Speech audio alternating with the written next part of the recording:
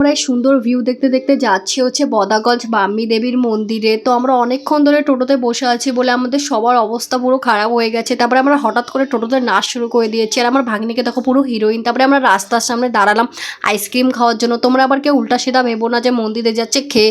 আমরা মন্দিরে পুজো দিতে যাচ্ছি না, আমরা জাস্ট এমনি ঘোরার জন্য যাচ্ছি, বাট আমাদের নিরামিষ আজকে মন্দিরে যাব বলে। তো এই সুন্দর ভিউ দেখতে দেখতে চলে আসলাম। তো এই জঙ্গলটা পার করলেই হচ্ছে বাম্মী দেবীর মন্দির।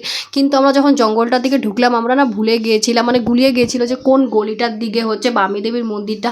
তার জন্য আমরা এদিকে লোকজনকে জিজ্ঞাসা করে চলে আসলাম মন্দিরটাতে। তো চলো এখন ভেতরের দিকে ঢোকা যাক। আর ভেতরের দিকে ঢোকার টাইমে না আরেকটু হলে আমি পড়েই যেতাম। দেখো একবার,